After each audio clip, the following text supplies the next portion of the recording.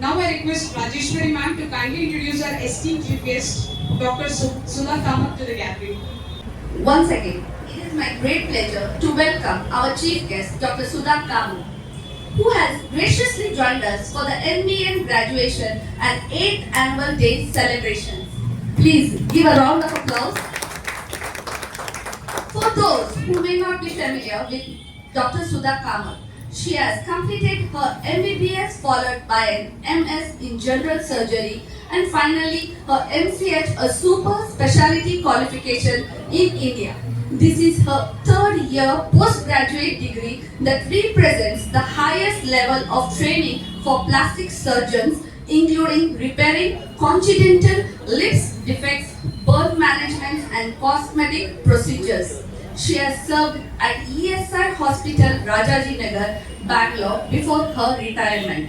She has also headed the Department of Plastic Surgery and Reconstructive Surgery, demonstrating extraordinary leadership. Beyond her medical career, she is serving as All India Vice President of All Indian Mahila Samskrut Sangathan, a voluntary organization focused on women's empowerment, gender equality, and campaigns against sexual crime. Also, she is serving as the state president of the Medical Service Center Karnataka State Committee based on her recent records and contribution. We feel truly fortunate and grateful to have you with us today, ma'am. Let us all welcome her with a big round of applause.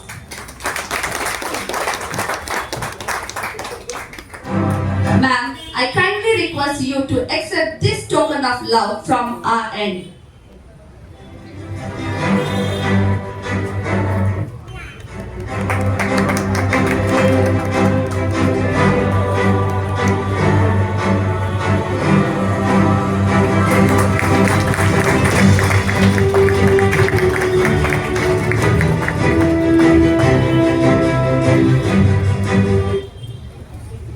Ma'am, we would also be honored if you would share a few words with the gathering.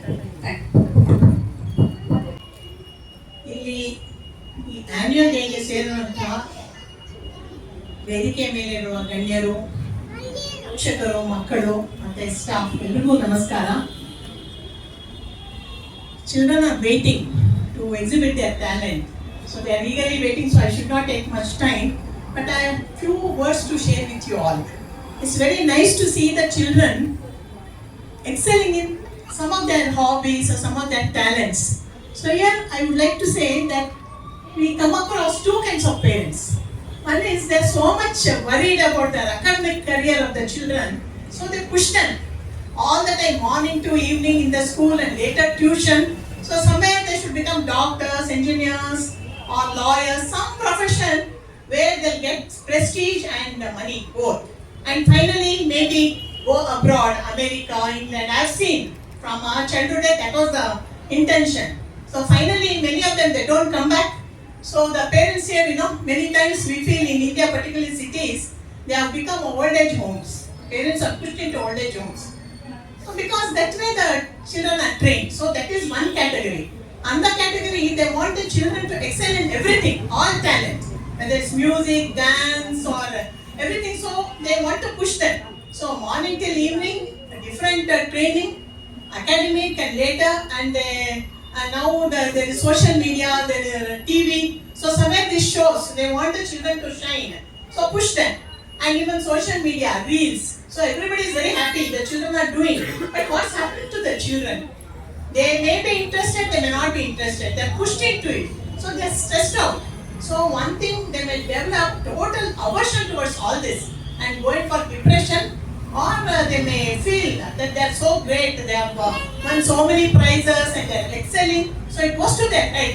So finally they don't care about the social commitment, social responsibility, nothing. So these kind of things we have been seeing. So I feel the parents and the teachers and general public our responsibility to see that the children, that education, what they get, what is required, give them that education and the hobbies. Encourage the hobbies. You find out what they are interested in, what is their aptitude. Find out. In that you encourage them. Don't push them. And coming to the academic career, so we go to the school, colleges to gain knowledge. For what? That knowledge is to make a person man. Vivekananda says, education is man-making. To convert a child into a real man, human being with human values, human emotions. That is very important. And what knowledge we get? We get in the schools the knowledge of the social sciences, how the society developed. We all know that evolution of man from animal to the human. Then there is a development of society, civilization, how the civilization came about, how the people contributed. There is an enormous contribution of the man from the tribal society to today. The civilization has developed so much that we have entered into the information technology, and there is artificial intelligence, so much advanced. So all this advancement, how it came about? It is due to the toil of the people from the grassroots level till now. So to know the knowledge, how it happened, how the society is changed. Society is not stagnant. It has been shifted over from the tribal society to the slave society to feudal to today's now what we call the democracy, capitalism. It has evolved. So how it is evolved and how people have contributed, the Renaissance period, the old feudal society with old values, superstitions, fighting against it, how the Renaissance, European Renaissance, then coming to India, Raja Ram Mohan Rai, Vidyasagar, Jyotiba Phule, Savitribai Phule, and here we have Kuvenpu, Dara Bendre, N.B.N. Murthy Rao, and so many literators and people, Kurmal Rangarao, all those people they have contributed. So to know their history, to know how it happened is very important. So this social sciences, apart from it, natural sciences. So what do we learn about natural sciences? The physical properties of the material world, we learn from physics. The chemical properties to chemistry, and biological properties to biology. So know all those things, the natural laws we learn. So when we know the natural laws, we know we can't change the natural laws, but we can adopt to gain from it. So that's how science has developed. So science and technology have given us so much. That is one aspect. But what is the important aspect of science? The scientific bent of mind, which we have to develop in childhood itself. The questioning mind, why, what, when. Children keep on asking. Many times, we adults have learned to make them, shut their mouth. Don't ask too many questions because we ourselves we don't know the answers. We should learn to tell if we don't know, we'll find out. There are so many things children want to know. That questioning mind. So science develops a questioning mind.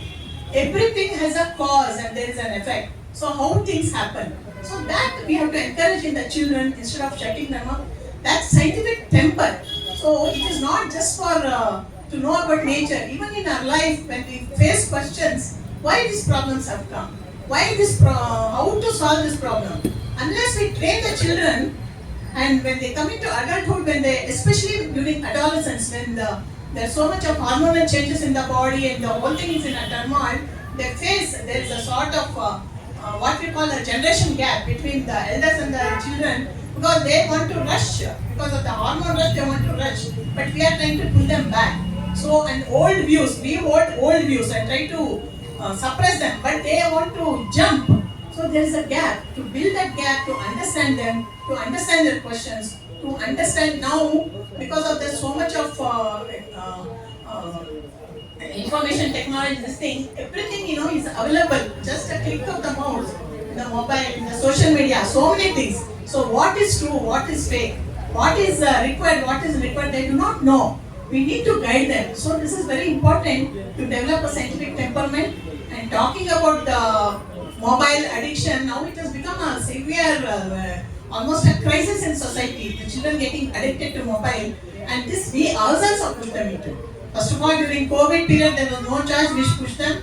And the parents, I have known parents who themselves are addicted. So when the parents are sitting with the mobile, what will children do? So the best solution would be to have some screen time, some period. You can't totally win them off. So some period we sit with the children and watch the same thing and train them and get addicted to books, I feel. The books are our greatest friends. So when the children are maybe 1.5, 2 years itself, sit with a storybook with colorful pictures, tell them about it and enjoy. So children will start enjoying this reading. Then later they become so much engrossed with it that you can win them off with this addiction. So this addiction is so strong. In N.B.N they have a center, de-addiction center. Like for drugs and alcohol, this has become an addiction, new addiction. And when they grow into adolescence, now it has become a sex addiction. So we see so much of pathetic situation in the society where the adolescents, they get addicted to the social media. If they want, they don't get liking. If they know all of, they become very disturbed. Or all sorts of things they see and start sharing. So what happens to their mind? The control, civilized man has learned to control so many of his impulses. They get whipped up, especially when the sexual impulses get whipped up. We see a 10 or 12-year boy raping his sister, raping the mother. So what is happening to this society? So much of cultural degradation we don't like to discuss. We like to put it under the carpet. So to come out of all this, it's very important to nurture the children with love and affection. Tell them the stories of our freedom fighters like Bhagat Singh. Yesterday was a Bhagat Singh Martyr Day. Bhagat Singh, Sukhdev, Rajguru, their contribution to the society, about Netaji Subhash Chandra Bose, and our Renaissance personalities. As I said about Vidyasagar and Kudmal Rangarao, so many others, and our scientists. It may be Madame Curie, it may be Einstein. What is their contribution? So, inspiring them, make them feel that I should be great. I should contribute to this society. Whatever today we are enjoying, as Einstein says, the food farmer grows or the clothes somebody weaves, we are enjoying it. So it is the labor of so many of the people which we are enjoying. So we should be able to give something in return to this society. That inspiration to the society, we should develop an inspiration in the children towards the social commitment. We should develop in the children. We are all lucky. We have parents, we have got education, but there are so many children who are orphaned out or on the streets. So develop empathy in the children towards them. So seeing that, instead of saying I've got all this, they should feel there is so much of inequality in the society. There is so much pain in the society. Why? The question should come and they should seek answers for them.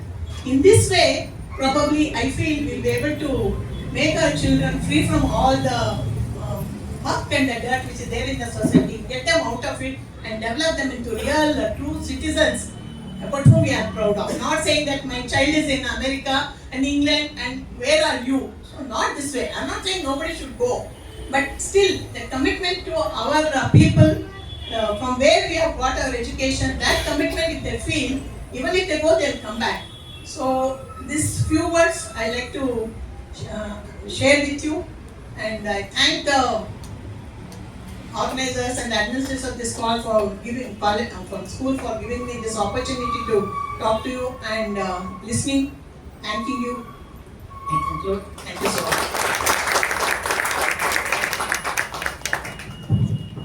Thank you, ma'am, for inspiring and thought-provoking words. So initially when we gave the biography of madam, we would have thought that ma'am is going to talk something about physiology, but extremely, we go in front of you for the knowledge you have spread. She started from atom, matter to space, and coming back to mind, soul, body integration. Thank you so much, ma'am. Madam is also first lady, a doctor for plastic surgery. A big applause for that. And again, coming back for the social reformation, so madam clearly told us that the parents has the big responsibility to sterilize this society, what we are going right. Thank you so much, ma'am, for that.